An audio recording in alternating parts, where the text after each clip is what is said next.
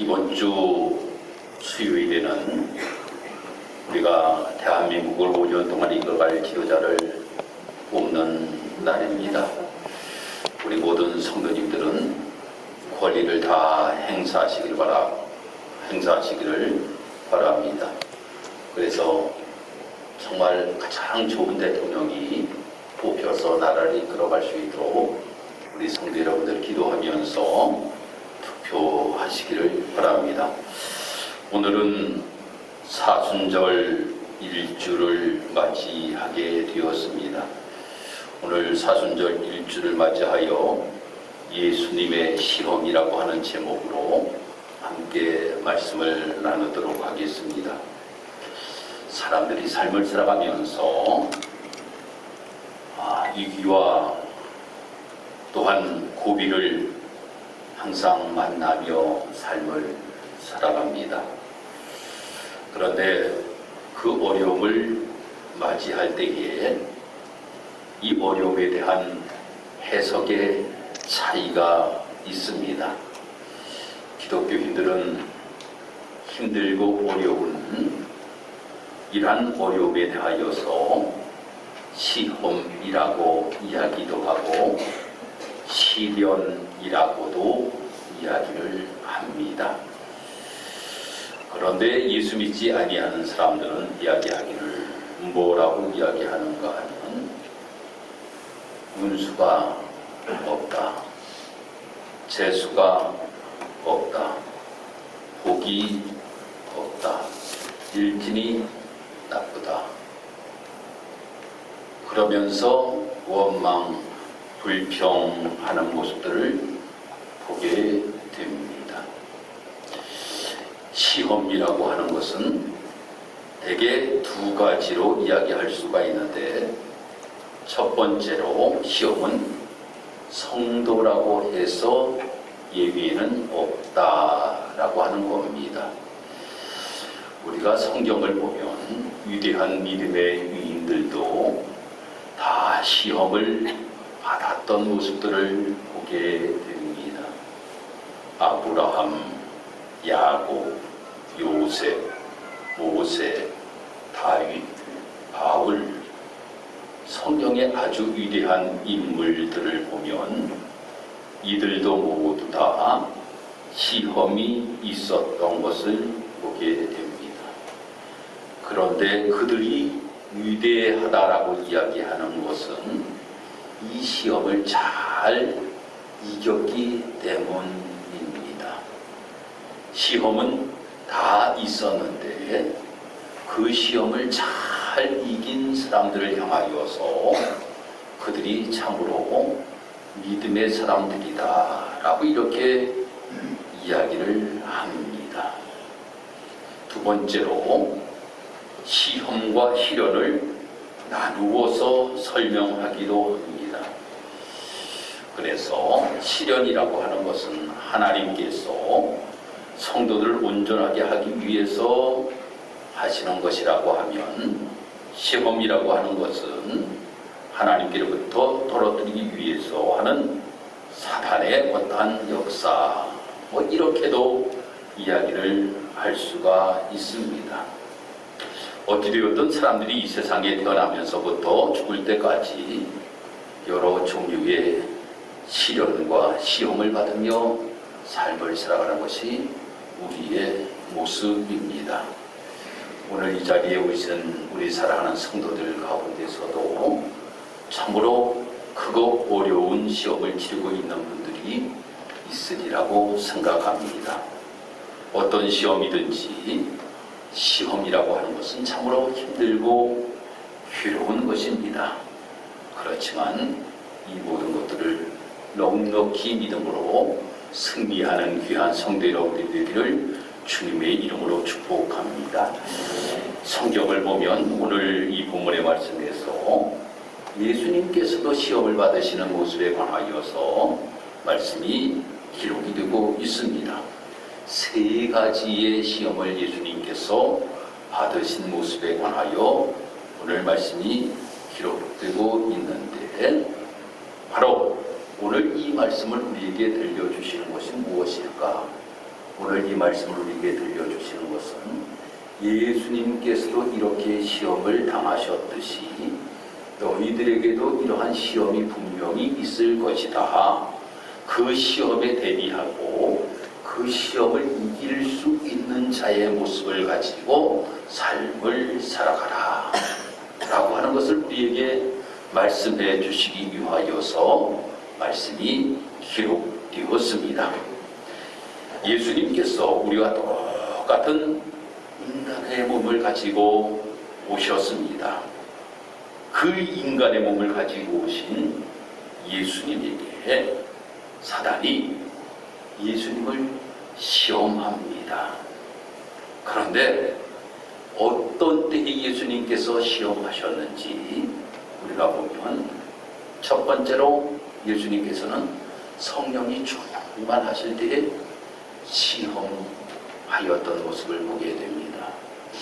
참 이상하지요. 우리가 신앙생활 하면서 내가 성령이 충만하면 시험도 없을 것 같은데 내가 성령이 충만할 때에 시험이 오는 경우를 우리가 많이 보게 됩니다. 내가 좀 더 신앙생활에 열심을 내려고 할 때에 이럴 때에 우리는 시험을 당할 때가 있어요. 예수님께서 40일의 금식을 마치시고 아주 성령이 충만할 때에 이 사단이 예수님께 다가와 시험하였던 모습을 보게 됩니다. 이런 이야기가 있습니다. 해적은 빈대를 공격하지 않는다 라고 하는 이야기가 있어요. 사단도 마찬가지입니다. 사단도 다 넘어진 사람들을 그 사람들을 시험하는 것이 아니에요. 좀 더 하나님의 뜻대로 삶을 살아가려고 하고 정말 믿음을 가지고 삶을 살아가려고 하는 이러한 사람들에게 다가와서 넘어뜨리려고 한다고 하는 거예요. 두 번째로는 중요한 일을 하려고 할 때에 사단은 역사합니다. 우리가 그러한 일들을 많이 경험하게 되지요. 우리가 가정에서도 어떤 중요한 일들을 하려고 할 때에 사단들이 다가와서 역사함으로 인하여 방해하는 경우를 우리가 많이 보게 됩니다. 교회적으로도 마찬가지입니다. 교회적으로도 어떤 중요한 일들을 하려고 할 때에 사단들이 역사하는 모습들을 우리는 보게 됩니다. 예수님께서 이제 공생애를 바로 시작하시려고 하는 중요한 때에 이 사단들이 예수님을 시험하는 모습을 우리는 보게 됩니다. 세 번째로는 육신적으로 약해 있을 때에 사단은 역사하는 모습을 보게 됩니다. 40일의 금식을 마쳤어요. 그러니 예수님께서 육신적으로 얼마나 약해지셨겠습니까? 여러분, 우리 성도님들 가운데 20일, 40일 금식을 하신 분들이 계시면 여러분들이 내 육체가 얼마나 금식으로 인하여 약해지는가라고 하는 것을 분명히 아실 겁니다. 아니, 3일만 금식하여도 아주 육신이 약해지는 모습들을 우리는 보게 되잖아요. 예수님께서 이 40일의 금식을 마치고 육신이 아주 약해졌을 때에 이렇게 예수님에게 시험합니다. 그런데 예수님을 시험하는 방법이 세 가지였다라고 하는 겁니다. 그 첫 번째가 바로 무엇인가 하면 내가 만일 하나님의 아들이거든 명하여 이 돌들로 떡덩이가 되게 하라 라고 하는 이러한 시험을 예수님께 합니다. 이 시험의 모습을 보면 창세기에 나오는 아담과 하와와 비교되는 모습을 보게 돼요. 아담과 하와가 하나님께서 창조하신 에덴 동산에서 그들이 삶을 살아갔습니다. 그런데 하나님께서는 한 실과만은 따먹지 말라고 말씀하십니다. 그래서 그 실과를 그들은 먹지 않고 있을 때에 사단들은 이 하와에게 다가와서 보암직도 하고 먹음직스러운 그 선악과를 이 하와에게 유혹하면서 따먹으라고 이야기합니다. 예수님께서 40일의 금식을 마치고 가장 필요로 하신 것이 무엇일까요? 음식입니다. 음식이 예수님에게 가장 필요할 것이에요. 그러니까 이 예수님을 이 사단들은 시험하는데 돌덩이가 떡으로 만들어서 그것을 너가 먹으라 라고 이렇게 이야기를 하는 거예요. 이 사단이 하와를 유혹할 때는 이 하와는 거기에 넘어갔지만 예수님께서는 이 사단이 떡덩이로 만들라고 이야기할 때에 이렇게 말씀하십니다. 사람이 떡으로만 살 것이 아니요 하나님의 입으로부터 나오는 말씀으로 살 것이다 라고 하는 것에 관하여서 말씀하고 있음을 보게 됩니다. 예수님께서는 어떠한 사람이 육신적으로 떡으로만 삶을 살아가는 것이 우리의 삶의 목적이 아니라 하나님께서 우리에게 주시는 말씀을 먹고 사는 자의 모습이 되어야 된다고 하는 것을 이 사단에게 이야기하면서 나는 이 땅에 온 것이 육으로만 온 것이 아니라 바로 하나님께서 나를 보내신 것은 영으로 모든 백성들을 다 살리기 위하여서 내가 지금 40일 금식을 통하여서 나의 배고픔을 해소하기만 위하여 내가 이 땅에 온 것이 아니라 하나님의 말씀을 통하여 모든 인류를 다 살리기 위하여서 예수님께서는 이 땅에 오셨다 라고 하는 것을 말씀하고 계시는 겁니다. 두 번째로는 예수님으로 하여금 하나님의 말씀을 의심하게끔 만드는 모습을 보게 됩니다. 5절과 6절에 가서 말씀 보면 마귀가 예수를 거룩한 성으로 데려다가 성전 꼭대기에 세우고 내가 만일 하나님의 아들이여거든 뛰어내리라. 그가 너를 위하여 그의 사자들을 명하니니 그들의 손으로 너를 받들어 발이 돌에 부딪히지 않게 하겠다 라고 이렇게 이 사단이 예수님에게 이야기합니다. 이 이야기를 통하여서 왜 하나님의 말씀을 의심하게끔 하는가 라고 하는 것은 예수님이 만약에 그 성전 꼭대기에 올라가서 뛰어내린다라고 생각해 보시기 바랍니다. 그 성전에서 뛰어내린다라고 하는 것은 바로 하나님께서 분명히 그 예수님을 뛰어내린다라고 할지라도 지켜주시고 보호하실 겁니다. 그런데 사단은 야 정말 뛰어내리는데 하나님이 지켜주시고 보호하시는지 한번 시험해 보아라 라고 하는 거예요. 여러분, 우리가 신앙생활 하면서 우리가 하나님 말씀 비슷하게 우리들에게 다가와서 우리들에게 이 하나님의 말씀을 의심하게끔 만드는 경우가 참으로 많이 있다라고 하는 겁니다. 정말 하나님이 너를 이렇게 도와줄 것 같아? 도와주실까? 글쎄 라고 하는 이러한 사단이 우리의 마음속을 미혹할 때가 있다라고 하는 거예요. 여러분, 우리가 신앙생활 하면서 이 부분을 아주 조심해야 될 부분이라고 하는 겁니다. 하나님 말씀인 것 같아요.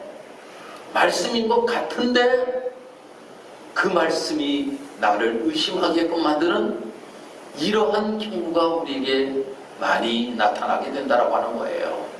사단이 지금 아주 교묘한 방법으로 예수님을 시험하고 있는 모습을 우리는 보게 됩니다. 그때 예수님께서 말씀하십니다. 주 너의 하나님을 시험하지 말라. 라고 이렇게 물리치시잖아요. 분명히 하나님이 나를 이 땅에 보내셨는데 그것보다 더한 것도 하나님께서 모든 것들을 다 하실 수가 있다라고 하는 거예요. 내가 여기에서 뛰어내림으로 인하여 하나님이 지켜주시나 지켜주시지 아니하시냐, 이것이 시험거리가 아니라고 하는 거예요.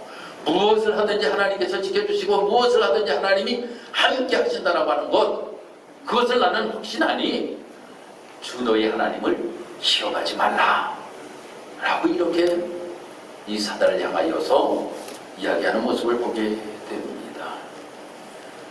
다음 세 번째는 바로 마귀의 시험이 어떠한 시험인가 하면, 마귀가 또 그를 데리고 지극히 높은 산으로 가서 천하만국과 그 영광을 보여 이르되 만일 내게 엎드려 경배하면 이 모든 것을 내게 주리라 라고 하는 겁니다. 하나님의 말씀을 앞세운 시도가 실패하자 마귀는 이번에는 아주 담대하고 노골적인 유혹을 하는 모습을 우리는 보게 됩니다. 천하만국과 그 영광이라고 하는 미끼로 유혹하여 하나님을 버리게 만들려고 하는 것이에요. 여러분, 우리가 세상적인 어떠한 것들을, 세상의 많은 것들을 누림으로 인하여서 하나님을 버리는 경우가 참으로 많이 있음을 보게 됩니다. 예수님을 향하여 이 마귀가 시험하는 것이, 야, 나한테 절해. 절만 하면 나 이 세상의 모든 것들을 내가 다 너에게 줄 것이야 라고 이렇게 시험을 하고 있다라고 하는 거예요. 여러분, 우리가 신앙생활을 하면서 세상적인 유혹이 바로 이러한 것들로 인하여 우리를 넘어뜨리려고 할 때가 참으로 많이 있습니다. 세상의 어떠한 부귀와 영화 때문에 신앙을 저버리게끔 만드는 모습을 보게 됩니다. 어떤 분들이 그래요. 정치를 하시는 분들이 정치를 하기 전에는 아주 신앙생활을 열심히 잘 하셨답니다. 그런데 정치를 하면서 하나님, 나를 크게 들어서 주시면 하나님 교회에도 더욱더 충성하고 하나님의 일을 위하여서 정말 최선을 다하여 삶을 살아가겠습니다 라고 이렇게 하면 하나님께서 그들 정말 정치 중심에 설 수 있도록 하나님께서 그에게 은혜를 베풀어 주신대요. 그런데 그때부터가 문제가 된답니다. 어떤 권력과 명예를 가지게 되면 그때부터 신앙은 점점 떨어지게 되는 모습들을 너무나도 많이 보았다라고 하는 거예요. 그래서 어떤 목사님들은 이야기하기를 이렇게 이야기합니다. 정말 우리 교회에서 국회의원도 나오고 시장도 나오고 도지사도 나오면 좋겠지만 나는 그 기도 안 합니다. 오히려 지금 있는 그 모습 그대로 더욱더 주님 앞에 헌신하고 충성하는 자가 더 주님께 영광이 되기 때문입니다 라고 이렇게 말씀하시는 것도 들어보았습니다.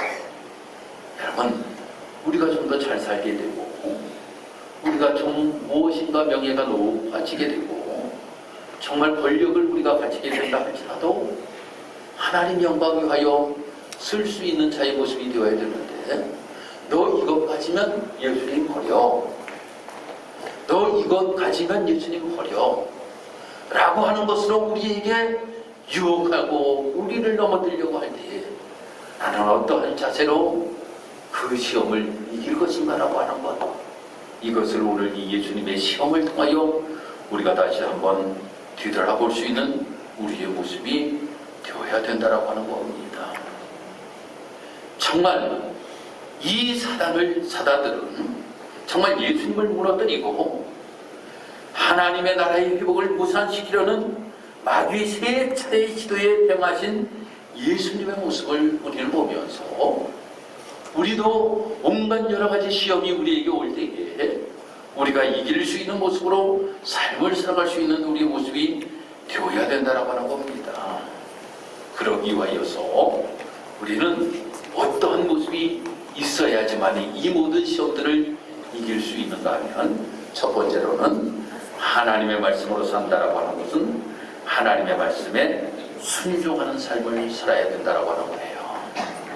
하나님 말씀에 순종하고, 예수님께서 이 땅에 오셔서 예수님께서 예루살렘의 십자가에 못 박혀 돌아가신 전에 입성하시는 장면에 관하여 마태복음 21장에 기록이 되고 있습니다. 이 마태복음 21장의 말씀을 보면 여기에서 순종에 관하여서 우리에게 아주 잘 말씀이 기록되고 있어요. 첫 번째, 예수님께서는 예루살렘에 입성하실 때에 나귀 새끼 아주 보잘것없는 것을 타고 들어가셨는데, 그것이 바로 성경에 예언되어진 하나님 말씀에 순종하며 그 나귀를 타고 예수님께서는 입성하셨다라고 하는 거예요. 두 번째로 제자들입니다. 예수님께서 말씀하시니 이 예수님의 제자들은 말씀에 순종하여 나귀를 가지러 가는 모습을 보게 됩니다. 세 번째로 나귀의 주인입니다. 나귀의 주인에게 제자들이 이야기할 때에 주가 쓰시겠다라고 이렇게 말씀할 때에 그는 순종하고 이 나귀 새끼를 내어주는 모습을 우리는 보게 됩니다. 아주 예수님과 제자들과 나귀의 주인 모두가 순종함으로 해 하나님의 뜻을 이루어 나아갔던 모습들을 우리는 보게 됩니다. 우리가 하나님의 말씀으로 삶을 살아간다고 하는 것은 하나님께서 나에게 어떠한 말씀을 주시든 간에 그 말씀에 대하여서 순종하고 삶을 살아가는 것이 바로 하나님의 말씀에 순종하고 삶을 살아가는 것입니다. 두 번째로 하나님만을 경배하고 그만을 섬기며 삶을 살아가라고 예수님께서 말씀하시면서 예수님께서 시험을 이기셨던 모습, 이것은 바로 우리에게 무엇을 말씀하시는가 하면 하나님을 제일 주위로 모시고 삶을 살아가는 자가 되어야 된다고 하는 겁니다. 하나님 제일 주위.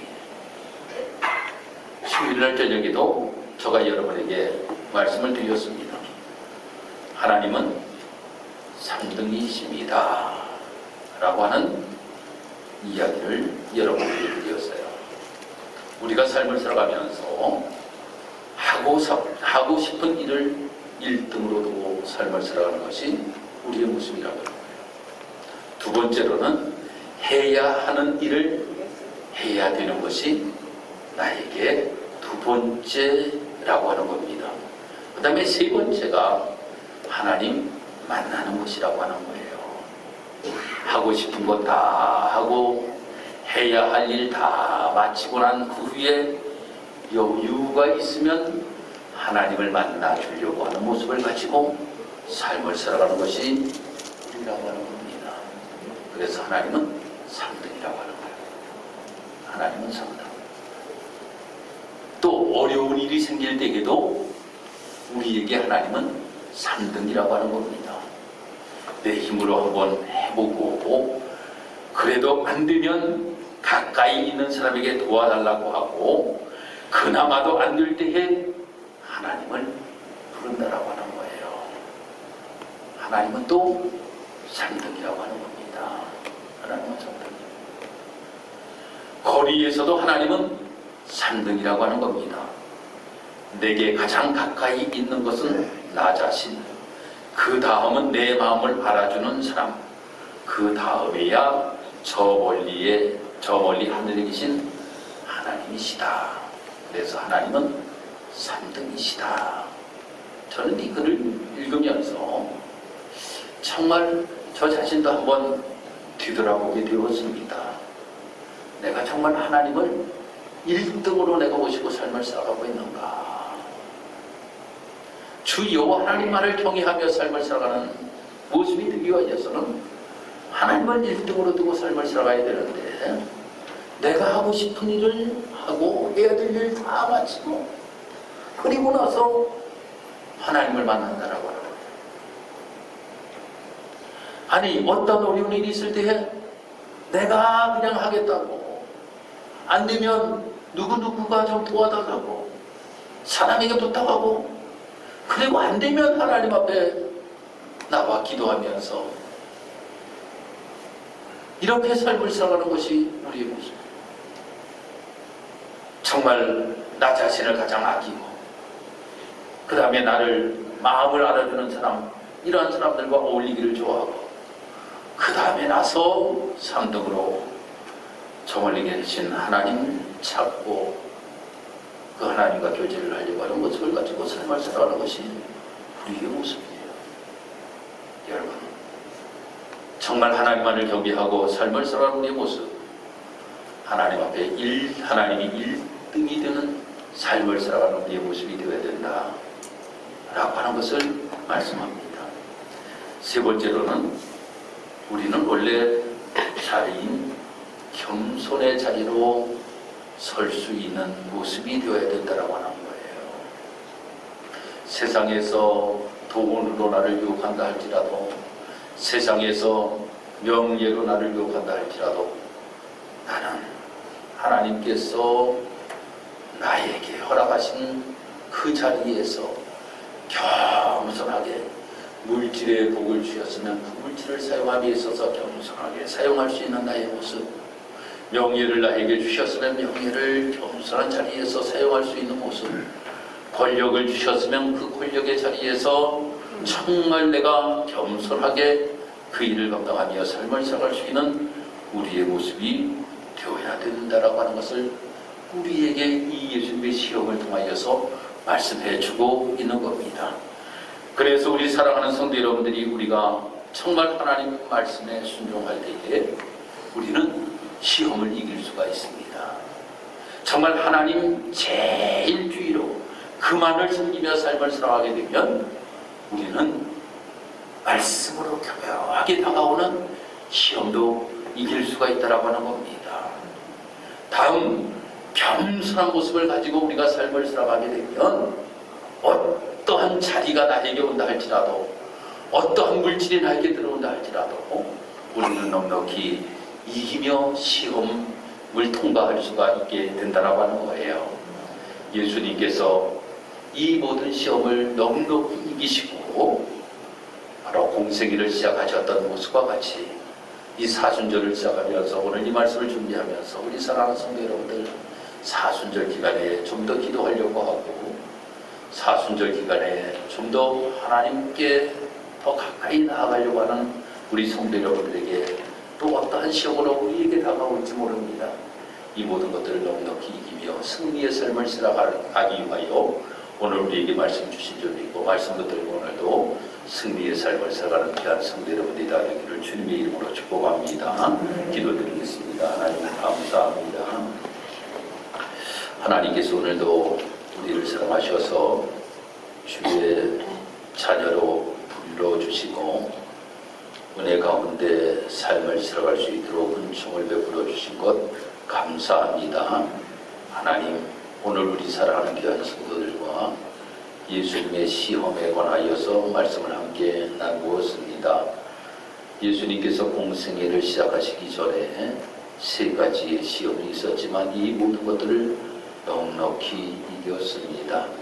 하나님, 우리들에게도 분명히 시험이 있을 것을 주님께서 말씀하시면서 너희들도 나와 같이 승리하며 삶을 살아가는 자의 모습이 되라고 우리에게 말씀을 주신 줄 믿사오니 말씀 붙들고 우리 사랑하는 성도들이 이름의 승리의 길을 걸어갈 수 있도록 하나님 도와주옵소서. 예수님의 이름으로 기도드리옵나이다. 아멘.